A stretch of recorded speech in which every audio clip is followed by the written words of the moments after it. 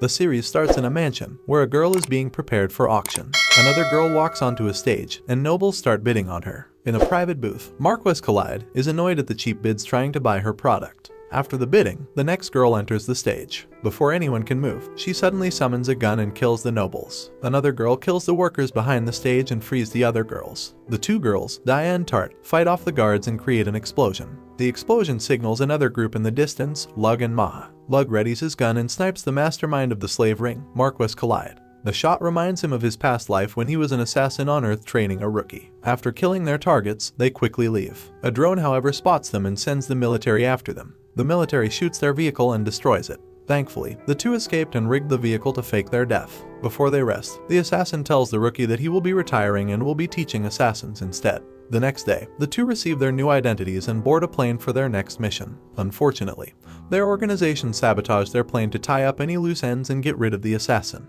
The assassin wakes up in a mysterious place in front of a goddess. The goddess offers him two choices: be reborn on Earth with a clean slate, or be reincarnated in another world with his memories. The assassin asks who he has to kill, and the goddess smirks and tells him it's the hero. While having tea, the assassin accepts the goddess's task as long as he can enjoy his own life afterward. To start, the goddess transfers to him the knowledge of his new world. She also explains that the hero would kill the demon lord in 16 years, but will go berserk in 18 years. Thus, he needs to kill him before then. Since the hero has 30 skills, the goddess allows him to choose 5 skills and control 4 instead of 1 element.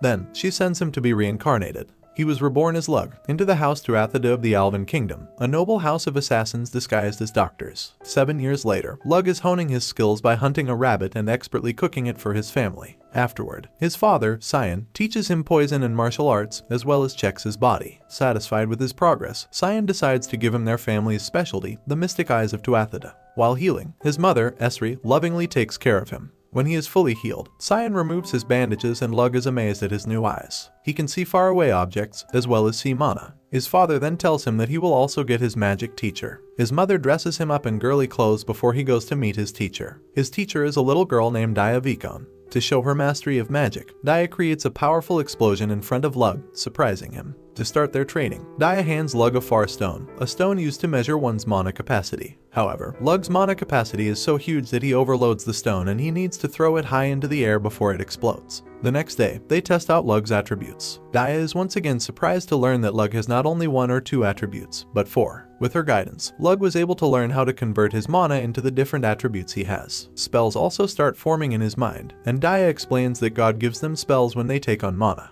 To demonstrate, she manifests copper using an earth affinity spell. Lug copies her incantation and Daya is stunned when he also produces copper, albeit with lower purity. The next day, he asks Daya to write down the incantations she knows. Lug quickly learns that he can manifest other elements like iron, and also create new spells from previous incantations to create new spells, like manifest gold. A few days later, Lug and Daya can now create guns using earth magic and shoot bullets using fire magic. Lug himself can also create cannons that can blow up a small island in a lake. With their training coming to a close, Lug gifts Daya a special knife and Daya gives him a far stone in return.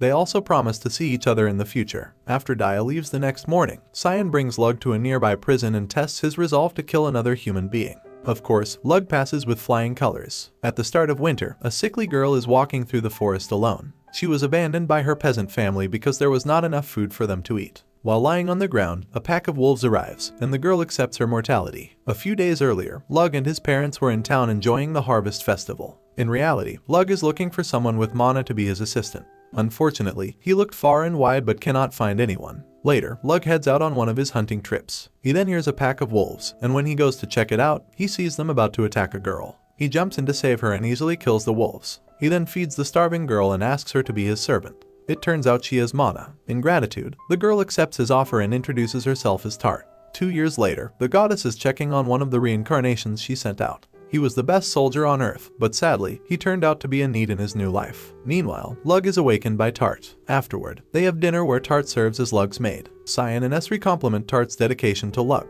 After dinner, Tart heads to the training room where Lug is teaching her to become an assassin. Unfortunately, the only weapon she excels at is the spear, which is a bad weapon for assassinations. The next day, Lug gifts Tart a retractable spear, which she can easily fold, expand, and use to devastating effect. Lug and Tart are visiting the market, and everyone thanks Lug for helping the townsfolk with his magic. Back home, Lug checks his stockpile of far stones he recreated by studying Daya's gift. Lug later reports to his father that from his 2 years of observation, Tart is not a spy sent by their enemies. Cyan then tells Lug that his final exam before being recognized as an assassin is to defeat his father. Later, Lug is in the forest hunting and being hunted by Cyan. He dodges Cyan's arrows and attacks him, but Cyan easily breaks his leg. Lug heals his legs and hides again. In their next bout, Lug was able to kick Cyan before he could disappear. Cyan then attacks him one last time, stabbing him in the shoulder, but Lug was able to place his knife on Cyan's throat, thus winning the fight. From then on, Lug helps his father with all his assassinations. One day, Cyan tells Lug that he needs a false identity to be a better assassin.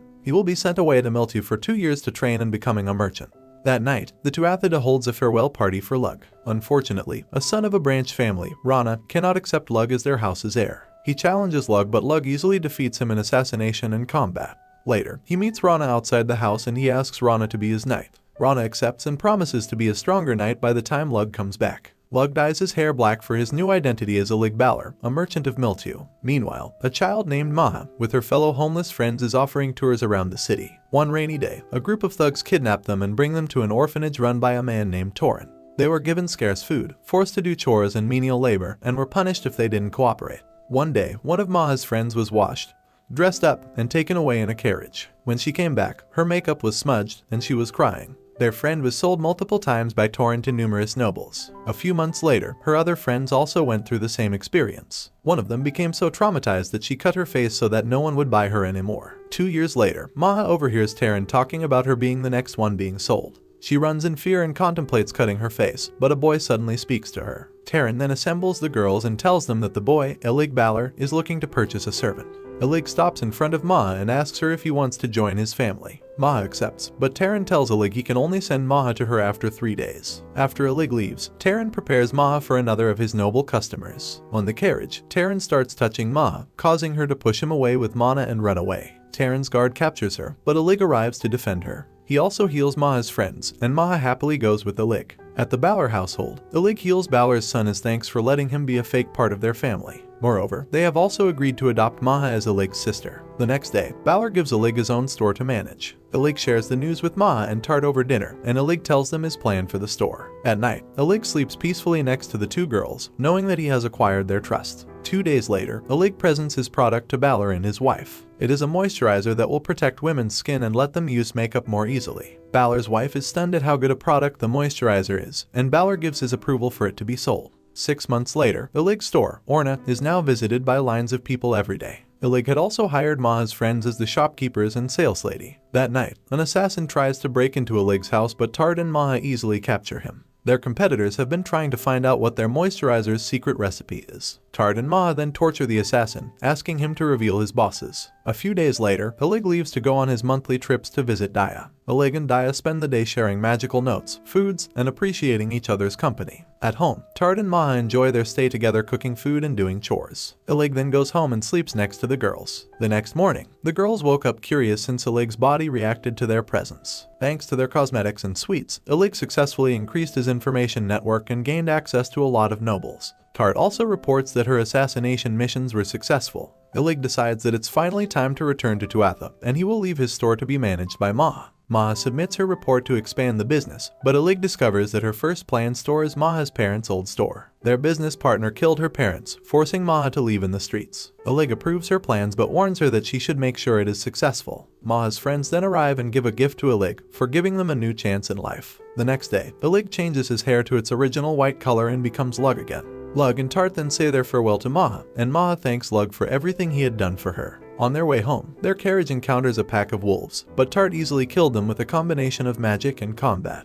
Back at Tuatha, the peasants warmly welcome Lug. His mother also hugs him tight, and his father congratulates his exemplary work on being a merchant. Cyan also admitted that he created that persona so that Lug can have another life if he doesn't want to be an assassin. Lug rejects his offer and admits that he needs to be a noble because he wants to marry Daya. His father laughs and gives him his first mission alone: to kill a corrupt noble. Lug's target is Count Venkor, a noble who sold military secrets in exchange for drugs that he also sells inside the kingdom. Before he decides to kill the noble, Lug wants to know if Count Venkor really does need to be killed. He sends a letter to Maha instructing them of their mission. The next day, Lug wakes up to find his mother watching him. His mother wants to set him up with someone, but Lug rejects her suggestions. She then suggests Tart be his mistress, making Tart blush. That night, Lug and Tart run to Count Venkor's territory. There, they find numerous wounded soldiers due to their Count's selling of military information. In an alley, a girl sells them some jam, but Lug breaks all the jams and defeats the men that show up. The jam is laced with drugs and the girl is forced to sell it due to her addicted mother. Lug heals her mother and leaves. A few days later, Ma sends cosmetic products to Tuatha, and she and Lug, disguised as a lig, head to Count Vencor. There, they meet his wife who tested their products, and Count Vencor himself. After a party was held in their honor, Illig leaves to proceed with the assassination.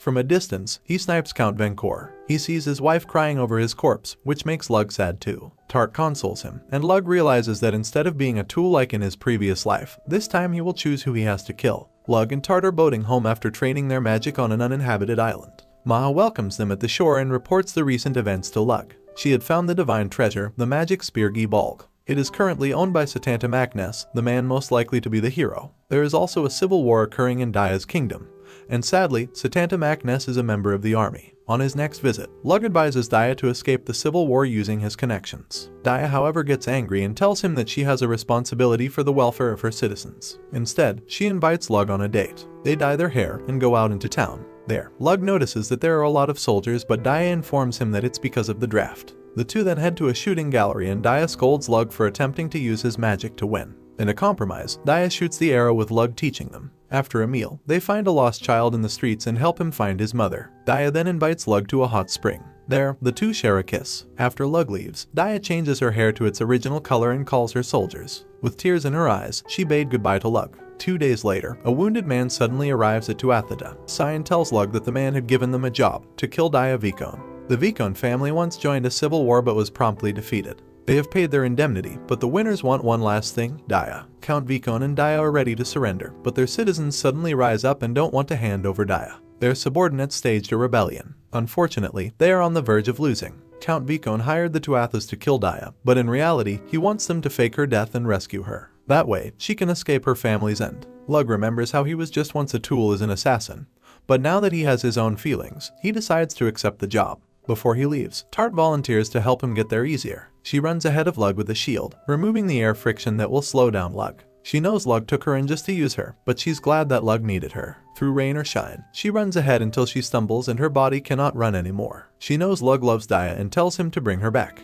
Lug leaves, with Tart crying after he's gone. Lug finally reached the Vicon castle being besieged by an army. He promptly snipes their leaders and using the Far Stone filled with magic, he rains down explosions among them. The chaos allows Vicon's soldiers to rally and fight the army. Meanwhile, Lug takes this opportunity to find a dead body and sneak it inside to where Daya and her father are. After Lug and Daya share a passionate embrace, Lug explains to Count Vicon the plan. They would have Daya shout out the window and then burn the room, making it look like an act of self-deletion. The corpse Lug brought would be Daya's double, and Daya would escape with Lug. Daya opens the window to start their plan, but Lug suddenly senses danger and pushes Daya out of the way. In the distance, an enemy knight throws a spear that rains destruction down on the Vicon army and hits Daya's location, destroying the wall and the window. The spear then goes back to the knight. Lug immediately creates his cannon and fires on the knight, but the knight tanks the hit. The knight then shouts, challenging Lug to a duel, and introduces himself as Setanta Macness. Lug recognizes him as the hero and knows that he will lose in a straight-up duel. He sends a weapon somewhere and accepts the duel since he knows they cannot run from Setanta. They meet in the middle of the field and Lug makes Setanta promise that they will retreat if he wins the duel. At the start of the duel, the weapon Lug sent earlier dropped from space, creating a nuclear explosion. Lug based the attack on a hypothetical weapon from Earth, a satellite that shoots metals back to Earth. It was infeasible on Earth, but thanks to the magic Lug developed with Daya and practiced with Tart, he was able to perfect it. The explosion blasts Lug back, severely injuring him and knocking him unconscious. He wakes up to find the enemy army obliterated and Daya crying over him. He shows her the Far Stone she gave him before and reminds her of their promise to each other. The two share a kiss and head home to Tuatha, with Daya now disguised as Lug's younger sister. Later, Cyan tells Lug that the hero had been seen in their kingdom. In the capital, the hero, Lord Epona Rhiannon, had just arrived. Thanks for watching. Make sure to drop a like, subscribe and turn on notifications for more recaps on all your favorite anime shows. You don't want to miss out. Goodbye.